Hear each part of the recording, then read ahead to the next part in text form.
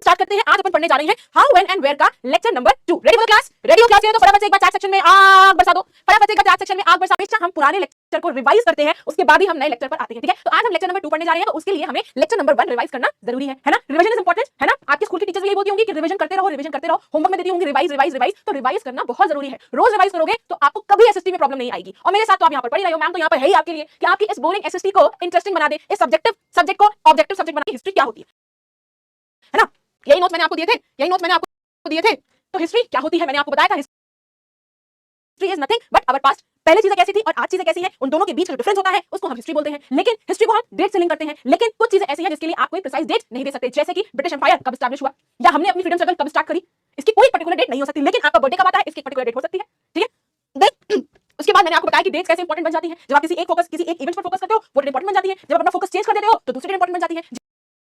James मिल के बारे में पढ़ा था कि जेम्स मिल ने इंडियन हिस्ट्री को 3 पार्ट में डिवाइड करके करा हुआ है, Hindu, Muslims and the British period. और क्या बोला कि एशियन सोसाइटीज, इंडियन और एशियन कंट्रीज सोसाइटीज बिना अंग्रेजों के डेवलप नहीं हो सकती, ये अनसिविलाइज्ड लोग हैं। और इस चीज को क्रिटिसाइज भी किया गया, जेम्स के इस थॉट को क्रिटिसाइज भी किया गया। और फाइनली हमने पढ़ा था कि हिस्ट्री को हम डिवाइड करके पढ़ते हैं, ancient history, medieval history and modern history, ठीक है? ओके, ठीक है, रिवीजन हमने पूरा एक कर लिया। अब आज का लेक्चर क्या है? आज का लेक्चर आपका डिपेंड करता है कि हमें ये हिस्ट्री मिलती कहां से है। कहीं सड़क पे मिल रही है, कहीं दुकानों में बिक रही है कि हमें 5 रुपए की हिस्ट्री दे दो, हमें 10 रुपए की हिस्ट्री दे दो। 10 रुपए तो तुरंत मिलते हैं, लेकिन 10 रुपए की हिस्ट्री तो नहीं मिलेगी। तो ये हिस्ट्री हमें कहां से पता चलती है, कैसे? ये जो आज अपनी बुक में आप इस चैप्टर के बाद जो भी हिस्ट्री पढ़ने जा रहे हो, या वो जितनी भी हिस्ट्री जो आपने पिछली क्लासेस में पढ़ी है, या आपको कैसे मिली, या इनको कैसे लिखा गया, इनको कैसे लिखा गया, ठीक है? So give the heading how do we know. Give the heading how do we know. How do we know history. हिस्ट्री को हम कैसे जानते हैं? आज के टाइम पर हम 250 साल पुरानी हिस्ट्री की बात कर ले, हम 300 साल पुरानी हिस्ट्री की बात कर ले, तो आज के टाइम पर हम इन्हें कैसे पढ़ पा रहे हैं, ठीक है? हम इसमें बात करेंगे कुछ 250 years back history, 250 years back history की बात करेंगे। हाउ डू वी नो, इसको हम कैसे पढ़ पा रहे हैं? या मैं आपको एग्जांपल दूं कि ब्रिटिश पीरियड, या मैं आपको एग्जांपल दूं कि जैसे हमारी कंट्री में अंग्रेजों ने राज किया था, ठीक है? ब्रिटिश पीरियड था, ठीक है? अब हम कैसे जान पा रहे थे कि अंग्रेज हमारे ऊपर किस तरीके से अत्याचार कर रहे हैं? How do we know? How do we know? बोल, आज मैं इतने खंबे लाई हूं तुम्हारे लिए, इतने खंबे लाई हूं कि तुम भी बोलोगे मैम बस करो, बस बहुत ही खंबे हमने कर लिया आज, बहुत खंबे लाई हूं मैं, परेशान नहीं, बहुत छोटा सा लेक्चर होने वाला है आपका ये, और बहुत सारे आज हम पोस्ट करने वाले, ठीक है? ठीक है, तो हम जो हिस्ट्री पढ़ने जा रहे हैं वो हम 250 साल पुरानी पढ़ने जा रहे हैं, और खास तौर से हम अपनी क्लास 8 में ब्रिटिश पीरियड पढ़ने जा रहे हैं, और इसी को हम मॉडर्न हिस्ट्री बोलते हैं, है ना? मैंने आपको लास्ट क्लास में बताया था, इसी को हम मॉडर्न हिस्ट्री बोलते हैं, ठीक है? मैंने आपको देखो बताया था ancient history, medieval history, modern history. Class 8 में आपकी मॉडर्न हिस्ट्री की बात करी गई है, ठीक है? अब जितने भी अंग्रेज हमारे कंट्री में थे, इन लोगों ने जो जो पॉलिसीज लेकर आए, हमारे ऊपर कैसे अत्याचार किया, how do we know it? How do we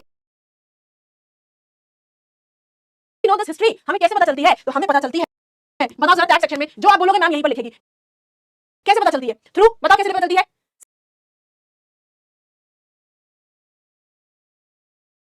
some historians have written, हां, तो हिस्टोरियन, भाई हिस्टोरियंस कौन होता है? वो व्यक्ति जो हिस्ट्री लिख रहा है, हिस्टोरियन बोलते हैं। तो कैसे पता चलती है बताओ? ओके, एक बोल रहा है एडमिनिस्ट्रेटिव रिकॉर्ड से, एक बोल रहा है एडमिनिस्ट्रेटिव रिकॉर्ड से, एडमिनिस्ट्रेटिव रिकॉर्ड्स, ठीक है? यानी कि अभी लेक्चर सबको मैं एक्सप्लेन करूंगी। एडमिनिस्ट्रेटिव रिकॉर्ड्स का मतलब क्या है कि सरकारी कामकाज जो भी चल रहा था,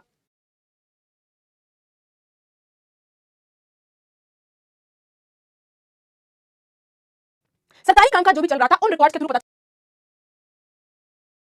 चलती है। और बताओ मुझे, न्यूज़पेपर्स के थ्रू पता चलती है। वेरी गुड भाई, न्यूज़पेपर्स के थ्रू पता चलती है। और बताओ भाई,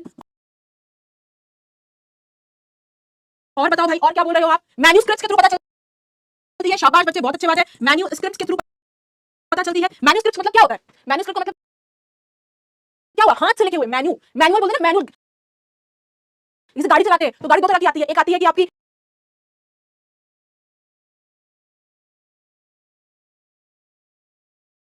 मैनुअल है और एक आती है ऑटोमेटिक है ना? जानते हो ना? तो मैनुअल क्या होता है? जहां आपको हाथ से गियर लगाना पड़ता है, और ऑटोमेटिक होता है, अपने आप लग जाता है। तो मैनुअल स्क्रिप्ट का मतलब हुआ वो स्क्रिप्ट, वो लिखावट जो हाथ से लिखी हुई है, ठीक है? और क्या है? और बता रहे हो आप, ऑटोबायोग्राफी, ऑटोबायोग्राफी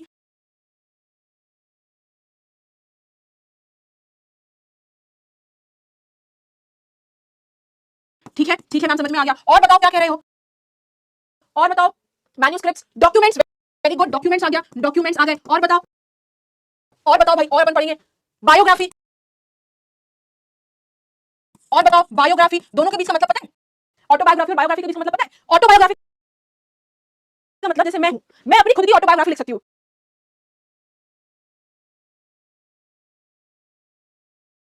अपने जीवन के ऊपर मैंने जो भी लिखावट लिखी है मैंने खुद लिखी है, तो वो ऑटोबायोग्राफी हुई। और अगर आपने मेरे जीवन के ऊपर कोई लिखावट लिखी है, कुछ भी लिखा है, तो वो बायोग्राफी हुई है। ठीक है, और बताओ, और बताइए।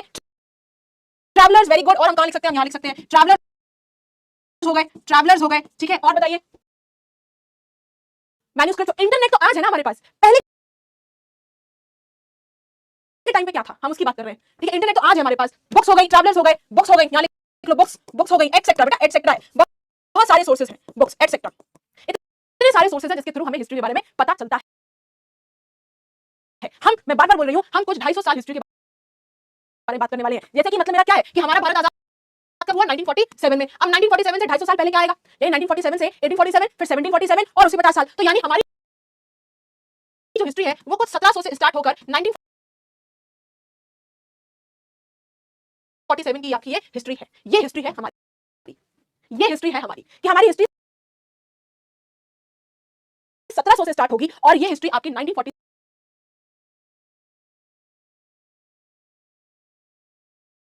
तक जाएगी। आपकी पूरी बुक में इससे और इसके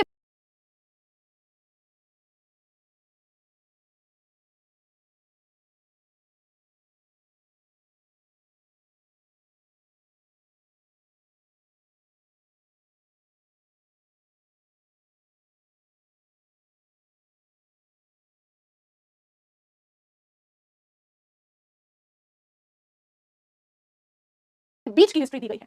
जैसे मैं आपको बताऊं, जैसे मैं आपको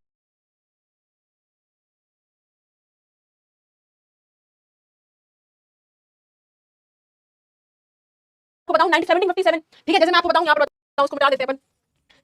यहाँ पर मैं आपको बताऊं कि जैसे देखो 1700 से स्टार्ट हो रहा है, तो 1700 में आएगा आपका 1757 आएगी, बैटल ऑफ प्लासी, फिर उसके 100 साल बाद आएगा आपका 1857। ये क्या है? First world war of independence या रिवोल्ट ऑफ 1857, दोनों चीजें हैं।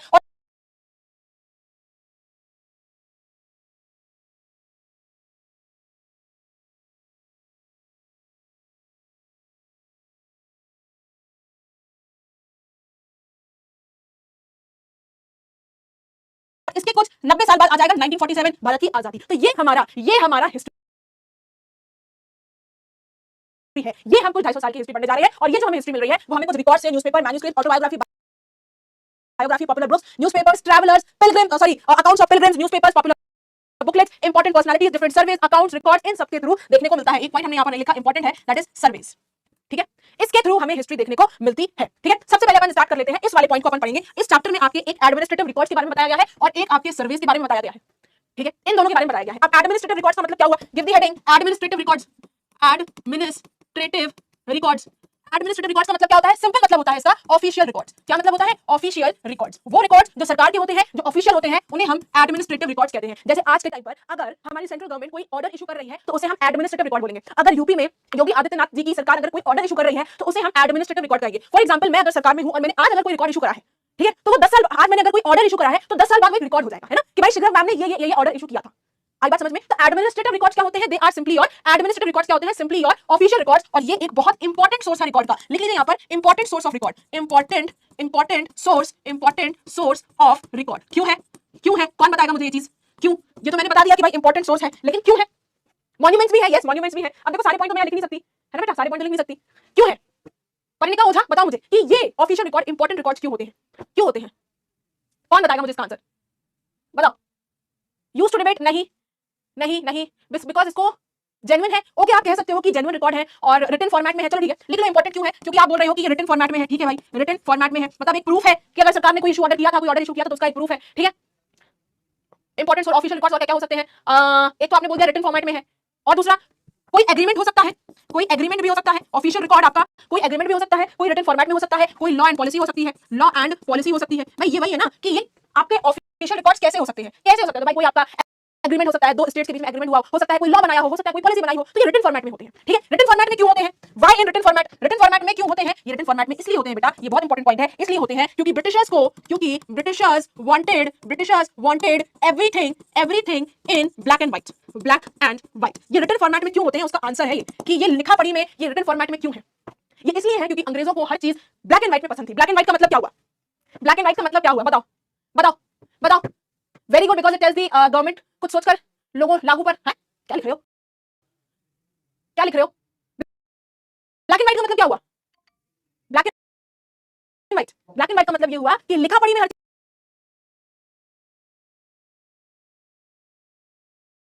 चीज चाहिए थी, कागज में हर चीज लिखी हुई थी। ब्लैक होता ही आपकी इंक और व्हाइट है आपका पेपर। तो अंग्रेजों को हर चीज बेटा लिखा पढ़ी में अच्छी लगती थी, लिखी हुई, सो दैट कि इसका प्रूफ बना रहे, इसका प्रूफ बना रहे।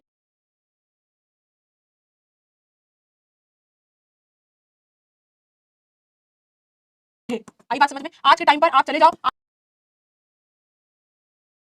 आप कहीं भी चले जाओ, आपको चीजें, आप कोई भी चीज जो है वो पेपर पे इशू होती है। आप भी जो चीज लिख रहे हो, ये आप क्या बना रहे हो? नोट्स बना रहे हो। किस पे बना रहे हो? ब्लैक एंड व्हाइट बना रहे हो, ऑन पेपर एंड पेन। तो अंग्रेजों को ये चीज बड़ी पसंद थी, ठीक है। तो ये थे आपके administrative records, administrative official records आप कह सकते हो। अब देखो, एक मैं आपको यहाँ पर एग्जांपल दूं। एग्जांपल है आपकी बुक का ही दिया हुआ एग्जांपल है। Yes, because paper is white and pen ink is black. Yes, hand written. जैसे मैं देती हूं ना हैंड रिटन नोट, भाई मेरे टाइप हो जाते हैं कि तुम्हें पता नहीं मेरी राइटिंग समझ में ना आए ना आए, पता नहीं, तो मैं टाइप करके तुम्हें देती हूं। लेकिन अंग्रेजों के टाइम में भी ऐसी था कि ये लोग लिख के, लिखा पढ़ी में हर चीज आती थी। ओके, चलो, this is report to the home department. अब ये होम डिपार्टमेंट में एक रिपोर्ट भेजी गई है। अब ये रिपोर्ट भेजी गई है लिखित में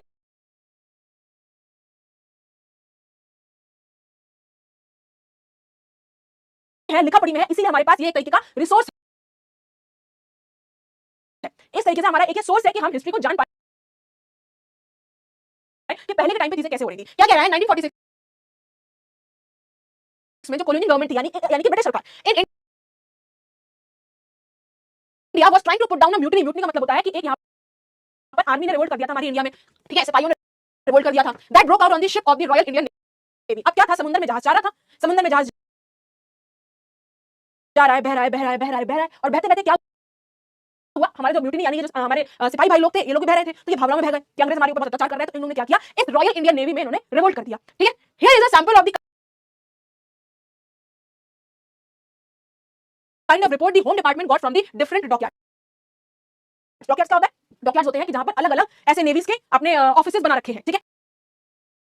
तो ये रिपोर्ट है अलग अलग डॉकयार्ड्स की, भाई बॉम्बे डॉकयार्ड ने क्या बोला, विशाखापट्टनम डॉकयार्ड ने क्या बोला, कराची डॉकयार्ड ने क्या बोला इस रिपोर्ट को लेकर, ठीक है। तब कराची हमारे इंडिया में था, ये तो 1947 में इंडिया और पाकिस्तान बना, तब कराची हमारे में था, ठीक है। तो बॉम्बे ने क्या बोला, बॉम्बे डॉकयार्ड ने क्या बोला, arrangements have been made for the army to take over ships and establishment. तो कह रहे हैं भाई यहां हम लोग सब चीज बिल्कुल तैयार है और कोई दिक्कत नहीं है, कोई भी हमला होगा तो हम लड़ने को बिल्कुल तैयार है। Royal navy ships are remaining outside the harbour, कि भाई जो जिसमें आपके सिपाही लोग हैं वो बाहर हैं, आपके डॉकयार्ड में नहीं है, तो ये डॉकयार्ड बिल्कुल सेफ है और जो भी लड़ाई झगड़ा हो रही है वो उस शिप में उधर ही हो रही है, ठीक है। तो यानी बॉम्बे के देखो किस तरीके से यार रिपोर्ट गई। ऐसी कराची ने बोला कि 301 mutinies were under arrest and few more strongly suspended are to be arrested. कह रहा है 301 लोगों को हमने गिरफ्तार कर लिया जिन्होंने इस म्यूटिनी को बढ़ावा दिया है, और बाकियों को हम पकड़ रहे हैं और उनको सस्पेंड करने वाले हैं। All establishment are under military guard, और जितनी भी तैयारी है वो सबके सब मिलिट्री के अंदर बिल्कुल रेडी है। कोई भी दिक्कत होगी तो हम बम से जाकर यहाँ पर हमला बोल देंगे, ठीक है। उसके बाद विशाखापट्टनम ने क्या बोला, विजागा को पहले से विजाखापट्टनम बोलते थे, पहले से विजाखापट्टनम बोलते थे। मुझे बता सकते हो कि बर्मा को आज हम क्या कहते हैं? बर्मा को हम क्या बोलते हैं? हार्बर का मतलब क्या होता है? हार्बर का मतलब होता है वो जगह जहां पर शिप्स रेस्ट करती है, जैसे रेलवे के लिए यार्ड होता है, ट्रेन के लिए यार्ड होता है, ठीक है। बताओ बर्मा को क्या बोलते हैं आज के टाइम पर? वेरी गुड ऐश्वर्या बेटा, आज हम उसे म्यांमार बोलते हैं। वेरी गुड, म्यांमार बोलते हैं, क्या है बांग्लादेश बोलते हैं। भाई साहब जीके बड़ा, जीके जीके जीके मतलब जनरल नॉलेज, जीके कुछ और जीके नहीं है, जीके जनरल नॉलेज, ओके। और आज हम मद्रास को क्या बोलते हैं? हमारी कंट्री में पहले मद्रास था, एक पिक्चर भी आई थी मद्रास कैफे। अब मद्रास को क्या बोलते हैं? मद्रास, मद्रास को बोलते हैं, very good very good very good very good, Chennai. ये तो कह रहा है बॉम्बे, भाई साहब बॉम्बे को मुंबई बोलने लगे हैं, मद्रास को चेन्नई बोलते हैं। कलकत्ता को क्या बोलते हैं? कलकत्ता को बताओ, कलकत्ता देखो जरा कितना आपको आता है। कलकत्ता को क्या बोलते हैं? ये कह रहा तमिलनाडु।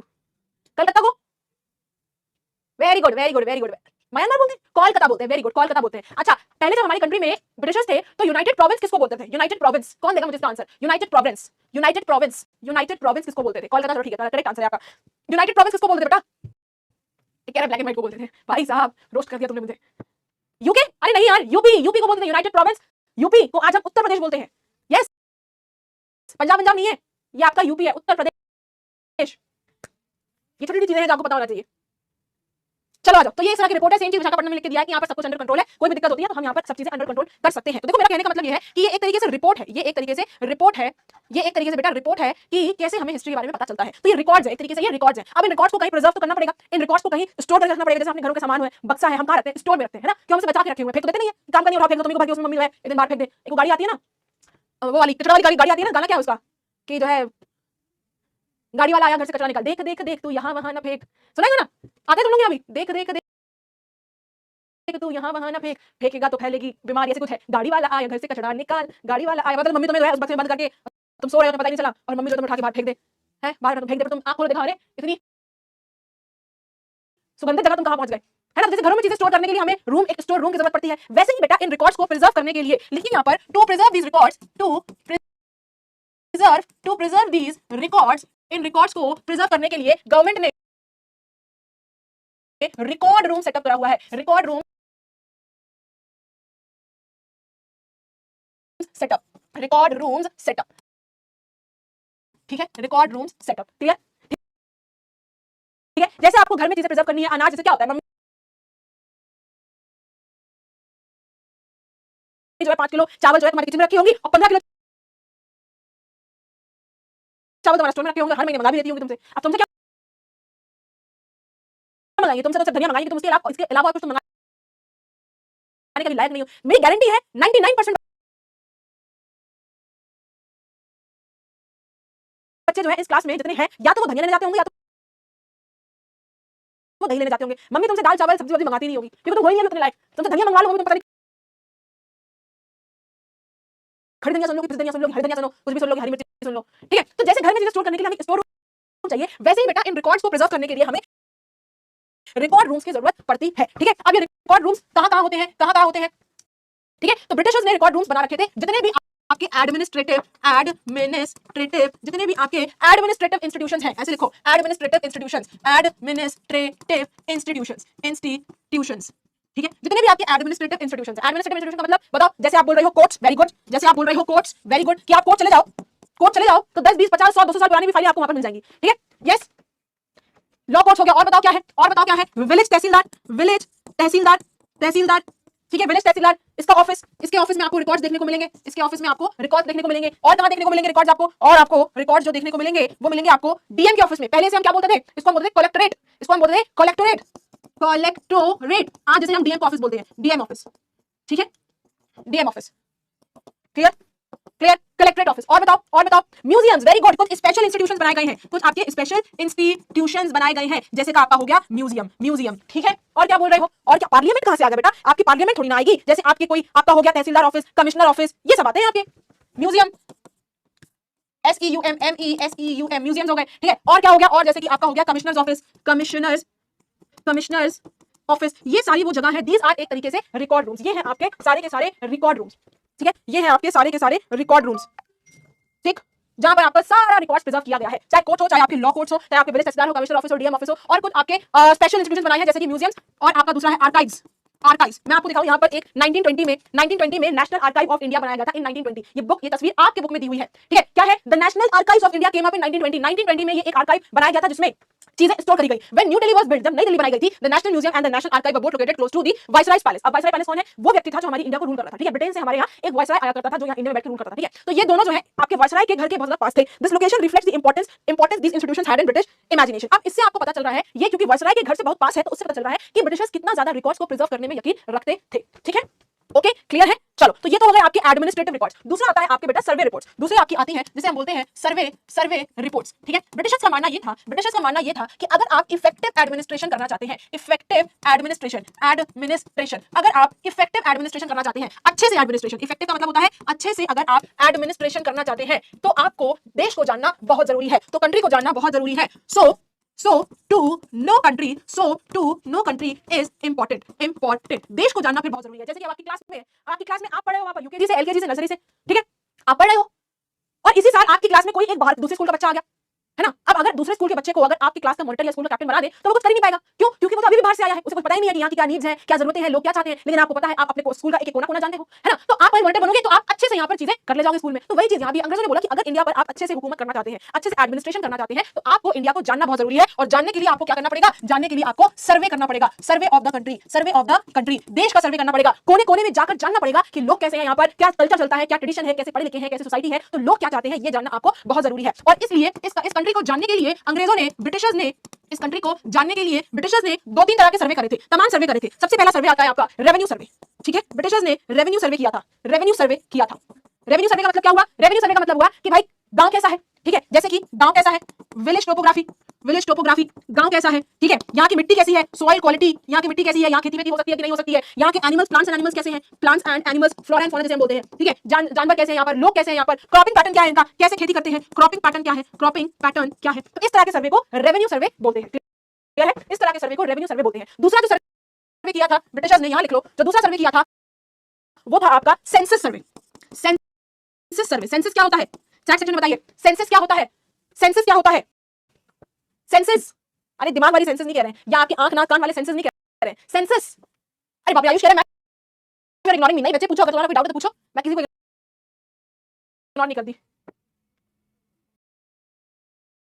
पॉपुलेशन होता है, यस, सेंसस सर्वे का मतलब हुआ पॉपुलेशन, कि आपको जानना पड़ेगा कि भाई किस गांव में कितने लोग हैं, किस शहर में कितने लोग हैं, कैसे इनकी कास्ट है, कैसे ये लोग रहते हैं, किस रिलीजन के हैं, क्या क्या ऑक्यूपेशन है, कोई टीचर होगा, कोई डॉक्टर होगा, कोई इंजीनियर होगा, ठीक है। तो सेंसस में क्या आता है, सेंसस में आता है पॉपुलेशन, सेंसस में आता है पॉपुलेशन ऑफ सिटी और विलेज, सिटी और विलेज, गांव की क्या पॉपुलेशन है, या गांव की क्या आबादी है, या शहर की क्या आबादी है, ठीक है। लोगों का रिलीजन क्या है, लोगों का रिलीजन क्या है, लोगों की कास्ट क्या है, और लोगों का ऑक्यूपेशन क्या है, लोगों का ऑक्यूपेशन क्या है। इस तरह के उन्होंने सर्वेस करे हैं ब्रिटिशर्स ने, इस तरह के सर्वेस करे हैं ब्रिटिशर्स ने, ठीक है। इस सर्वे के अलावा और दूसरे सर्वेस भी करे हैं, अदर सर्वेस, और दूसरे सर्वेस भी करे हैं इंडिया को अच्छे से जानने के लिए। जैसे कि आपका आता है, जैसे कि आपका आता है बोटैनिकल सर्वे, बोटैनिकल सर्वे, ठीक है। फिर दूसरा आपका आता है जूलॉजिकल सर्वे, जूलॉजिकल सर्वे।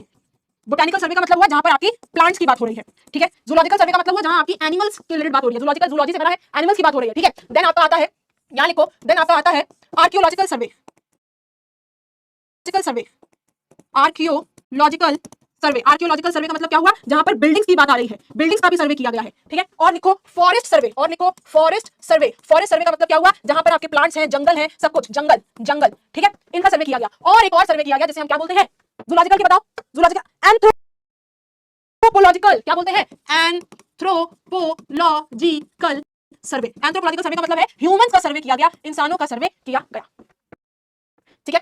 क्लियर है, क्लियर है। तो ये सारे के सारे आपके क्या है, these are all official records, ये सारे आपके बेटा ऑफिशियल रिकॉर्ड्स हैं, एक जगह जो स्टोर्ड है। लेकिन बहुत सारे आपके अनऑफिशियल रिकॉर्ड्स भी हो सकते हैं। ये तो वो रिकॉर्ड्स हैं जो गवर्नमेंट ने प्रिजर्व कर रखे हैं, लेकिन जरूरत तो नहीं है कि जो हमने जूलॉजिकल सर्वे किया हो वो लोगों को पसंद आया हो, तो लोगों का व्यू तो आपको नहीं पता चल रहा, लोगों का व्यू तो आपको नहीं चल रहा। ये सारे के सारे आपके ऑफिशियल सर्वेस हैं, ठीक है, ऑफिशियल सर्वेस हैं। क्लियर, क्लियर, फटाफट समझ करो, इतना क्लियर है तो फिर उसके बाद मैं आपको और दूसरे सोर्सेस के बारे में बताऊंगी, और दूसरे सोर्सेस के बारे में बताऊंगी। ये सारे के सारे आपके ऑफिशियल रिकॉर्ड्स हैं, ठीक है, जितना सरकार ने प्रिजर्व कर रखा है, ये वो सोर्सेस हैं। चलो, इसके अलावा और क्या सोर्सेज हैं? Other sources to know history, heading डालो, other sources to know history, other sources to know history. जितने भी सोर्सेज अभी हमने पढ़े हैं, ये सारे के सारे आपके क्या हैं? ये आपके ऑफिशियल रिकॉर्ड्स हैं, यानी जो गवर्नमेंट ने प्रिजर्व कर रखे हैं। अब भाई सरकार तो अपने बारे में अच्छा अच्छा बताएगी, कोई सरकार है जो बोलेगी कि नहीं हमने खराब काम किया है? हर मिठाई वाला अपने मिठाई को अच्छा बोलता है, कोई बोलता नहीं मिठाई अच्छी नहीं है, मतलब वो कह रहा है ले जा, अच्छी है भले अच्छी ना हो। तो कहने का मतलब ये है, ऑफिशियल रिकॉर्ड सिर्फ सरकार का पॉइंट ऑफ व्यू दिखा रहा है, लोग क्या चाह रहे हैं, लोग क्या चाहते थे, लोगों की क्या ओपिनियन थी, लोगों की क्या आइडियाज थी, क्या थिंकिंग थी, उसके बारे में कहीं भी हमने नहीं पढ़ा है। तो आपके वो कहलाएंगे अनऑफिशियल रिकॉर्ड्स। जो सरकार के रिकॉर्ड्स हैं उन्हें हम ऑफिशियल कहते हैं, जो लोगों के रिकॉर्ड्स हैं उन्हें हम अनऑफिशियल रिकॉर्ड्स कहते हैं। तो अदर सोर्सेज में क्या आ जाएगा? अनऑफिशियल रिकॉर्ड्स, अनऑफिशियल रिकॉर्ड्स, यानी कि ये गवर्नमेंट के द्वारा प्रिजर्व नहीं करे गए हैं, गवर्नमेंट के द्वारा प्रिजर्व नहीं करे गए हैं, लेकिन लोगों ने करे हैं। जैसे क्या, जैसे डायरीज, जैसे लोगों को डायरी लिखने की आदत होती है, ठीक है, डायरीज हो गया, लोग अपनी अपनी डायरीज लिखते हैं। और बताओ क्या होता है, और बताइए क्या होता है? Very good, accounts of pilgrims, account of pilgrims, account of pilgrims. और बताइए अनऑफिशियल हो गया। और बताओ travellers, very good, travellers, travellers, very good. और बताइए very good, it is biography, biography, ठीक है। और ऑटोबायोग्राफी, ऑटोबायोग्राफी। अब ये ऑटो की नहीं है बेटा, ये ऑटो जो रिक्शा आता है ना येलो ग्रीन कलर का, उसका नहीं है। ओके, आप बोल रहे हो books, very good, books. Books के अलावा बताओ, डॉक्यूमेंट हो गया, ठीक है भाई, डॉक्यूमेंट्स हो गए, डॉक्यूमेंट्स हो गए, ये सारे के सारे अनऑफिशियल हैं। स्ट्रक्चर्स हो गए, मॉन्यूमेंट्स हो गए, ठीक है, न्यूज़पेपर्स हो गए, ठीक है, मैगजीन्स हो गए, पोएट्स हो गए, डायरीज हो गई। तो ये लोगों ने खुद लिखी है, ये लोगों ने खुद लिखी है, ये आपके हैंड रिटन है, ये आपके हैंड रिटन है, ये आपके हैंड रिटन है। लेकिन जब प्रिंटिंग प्रेस आ गई थी, लेकिन बेटा जब प्रिंटिंग प्रेस आ गई थी, यहां लिख रहे हैं, लेकिन जब प्रिंटिंग इंट्रोड्यूस हो गई थी, प्रिंटिंग इंट्रोड्यूस हो गई थी, INTRO इंट्रोड्यूस हो गई थी, तब फिर चीजें छपने लगी थी, जैसे कि न्यूज़पेपर्स, जैसे कि न्यूज़पेपर्स, जैसे कि मैगजीन्स, जैसे कि मैगजीन्स, जैसे कि आपकी हो गई पोएट्री, पोएट्री, जैसे कि आपकी पोएट्री, जर्नलिस्ट, नोवेलिस्ट। इस तरीके से जब प्रिंटिंग एक्चुअली क्या था, पहले क्या थी, पहले आई थी आपकी बेटा ब्लॉक प्रिंटिंग। आपको पता नहीं, पता है कि नहीं पता है, जान लो। सबसे पहले आई थी आपकी ब्लॉक प्रिंटिंग। ब्लॉक प्रिंटिंग क्या होता है भाई, एक लकड़ी का ऐसे टुकड़ा है और दूसरी लकड़ी पर डिजाइन बना दिया और उसको ऐसे छाप दिया उठा के, जैसे मेहंदी लगती है छपाई वाली, हाथ है उसके ऊपर से इंक लगा कर छाप दिया। तो पहले होती थी ब्लॉक प्रिंटिंग। ब्लॉक प्रिंटिंग के बाद फिर क्या हुआ, हैंड रिटन आ गया, फिर आपका आ गया हैंड रिटन, लोगों ने अपने हाथों से लिखना शुरू कर दिया। फिर हैंड रिटन के बाद आपका आ गया प्रिंटिंग आ गया, कि फिर अब ये छपना स्टार्ट हो गया। और जब चीजें छपनी स्टार्ट हो गई थी, तब आपकी जब चीजें छपनी स्टार्ट हो गई थी, तब फिर जैसे न्यूज़पेपर्स में चीजें प्रिजर्व होने लगी, एक रिकॉर्ड बन गया, मैगजीन बन गए, जर्नल्स बन गए, पोएट्री बन गए, नोवेलिस्ट बन गए, ये सारी चीजें आपकी फिर आने लगी थी, पैम्पलेट वगैरह आने लगा था। ठीक है, so now here we come to the end of this chapter. और फटाफट से यहां पर देखो, एक मैं आपको दिखाऊं कि किस तरीके से ये एक प्रिंटेड न्यूज़पेपर रिपोर्ट है। ये एक न्यूज़पेपर रिपोर्ट है, देखो क्या लिखा है, न्यूज़पेपर। ये न्यूज़पेपर रिपोर्ट है जिसमें क्या है कि कुछ पुलिस कर्मियों ने, पुलिसमैन ने शिकायत की है कि हमको जो खाना दिया जा रहा है वो अच्छा नहीं है, जिस किचन में खाना पकाया जा रहा है वो बिल्कुल भी सूटेबल नहीं है, इससे हमारी हेल्थ में बहुत ज्यादा नुकसान हो रहा है।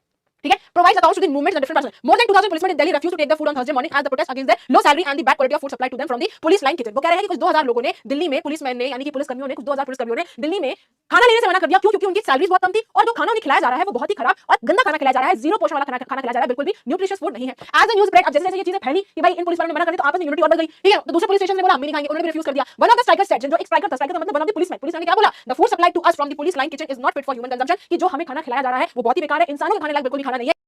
Even cattle would not eat, वो कह रहा है इंसान तो छोड़ो, जानवर भी उस खाने को नहीं खाएंगे। The chapati and dal which we have to eat, जो दाल और हमें रोटी खानी पड़ती है वो जानवर भी नहीं खाएंगे। तो एक तरीके से देखो, हिंदुस्तान टाइम्स की ये एक रिपोर्ट है 22 मार्च 1946 की। तो देखो जब प्रिंटिंग आ गई थी, तो इस तरीके से प्रिंटिंग के थ्रू अब हमारे पास हिस्ट्री के रिकॉर्ड्स आ गए हैं। क्लियर है? क्लियर है? बिल्कुल पूछ सकते हो मुझसे आप, एक क्वेश्चन क्या 10 क्वेश्चन मुझसे आप पूछ सकते हो, कोई दिक्कत नहीं है, आप मुझसे पूछो। Okay, so now here we come to the end of this chapter. और अब मेरे साथ आप रेडी हो पोल्स करने के लिए? हम पोल्स जो करेंगे, हम वो दोनों चैप्टर्स, दोनों लेक्चर से करेंगे, लेक्चर 1 से भी करेंगे, लेक्चर 2 से भी करेंगे। Ready? Ready for the polls? Ready for the polls? ला भाई, खंबा लाया जाए क्लास में, खंबे लाए जाए क्लास में। क्लियर? खंबे लाए जाए, तो फटाफट जरा चमका दो चैट सेक्शन में, चमका दो जरा चैट सेक्शन में खंबे लाने के लिए। अभी स्पीड बहुत कम दिख रही है मुझे, सब बच्चे रेडी नहीं है क्या? हाउस द जोश, चैट सेक्शन में दिखाओ भाई, हाउस द जोश।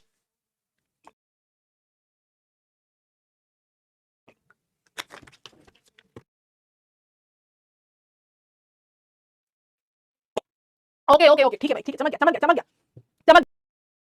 ओके चलो, तो पोल आपको पता है कैसे करना है, मैं एक बार बता देती हूँ। मैं यहाँ पर ऐसे आपको 30 सेकंड्स का पोल दूंगी और मैं यहाँ पर ऐसे पोल स्टार्ट कर दूंगी। ठीक है, history is about finding out how things were in the past and how things have change. Option number A जो है वो आपका करेक्ट है। ठीक है, चीजें कैसी थी पहले और अब कैसे चीजें बदल गई हैं, things have change. Option number A जो है वो हमारा correct. Historians believe that time does not have dash dates in term of date नहीं दे सकते। ऑप्शन नंबर बी जो है वो आपका करेक्ट है कि आप किसी पर्टिकुलर टाइम के लिए प्रिसाइज डेट नहीं दे सकते कि भाई सबने चाय पीना कब शुरू किया, सबने कॉफी पीना कब शुरू किया, सबने इंटरनेट यूज करना कब शुरू कर दिया, तो आप एक पर्टिकुलर डेट नहीं दे सकते। तो करेक्ट ऑप्शन क्या है? Compare past with the present and always be correct है। आप लोग पीरियड बोल रहे हो, पीरियड नहीं, वो तो एक पर्टिकुलर डेट के लिए, आप किसी पर्टिकुलर पीरियड के लिए आप कोई डेट नहीं दे सकते, जैसे ब्रिटिश पीरियड, उसके लिए आप कोई पर्टिकुलर डेट नहीं दे सकते। लेकिन ब्रिटिश पीरियड को और आज के पीरियड को कंपेयर करना है तो आप टाइम का यूज कर रहे हो, पीरियड का यूज नहीं कर रहे हो। यस, तो करेक्ट ऑप्शन है आपका ऑप्शन नंबर बी। और बहुत ही कम बच्चों ने आंसर दिया होगा, आई नो दैट।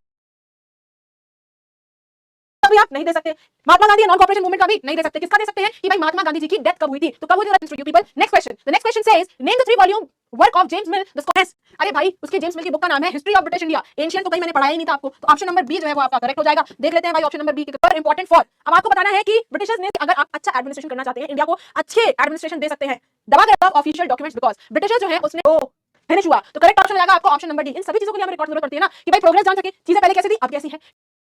ठीक है, उसको पढ़ने के लिए भाई हिस्ट्री हम पढ़ रहे हैं, कैसे पढ़ रहे हैं, क्योंकि हमें पास में चीजें प्रिजर्व हुई हैं। ठीक है, और ये आज के टाइम पर इसको हम यूज भी कर सकते हैं। तो D is the correct option. तो देखिए भाई कितने बच्चों ने करेक्ट आंसर दिया, वेरी गुड, 75% बच्चों ने करेक्ट आंसर। बात खत्म। तो ऑप्शन नंबर बी जो है वो आपका यहाँ पर करेक्ट हो जाएगा। ऑप्शन है क्या है, अकॉर्डिंग टू मिल्स, यानी जेम्स मिल के अनुसार डैश से टिप्पणी दी है। और इंडिया कहाँ आता है? इंडिया आता है आपका बेटा एशिया में। तो एशिया की सोसाइटी को क्या बोलेंगे हम? एशियन सोसाइटी बोलेंगे। तो आपका करेक्ट ऑप्शन क्या हो जाएगा? ऑप्शन नंबर बी, कि एशियन सोसाइटीज ऐसी सोसाइटीज हैं जो कि लोअर लेवल की हैं और यहाँ पर अंग्रेज आएंगे तो ही इनको अपलिफ्ट किया जा सकता है। कर रहे हैं साल में एक फसल उगा रहे हैं, एक क्रॉप उगा रहे हैं, कि दो उगा रहे हैं, कि मल्टीपल क्रॉपिंग कर रहे हैं, कि दो ज्यादा उगा रहे हैं, तो ये होता है। ठीक है, पोल दिखवा लेते हैं।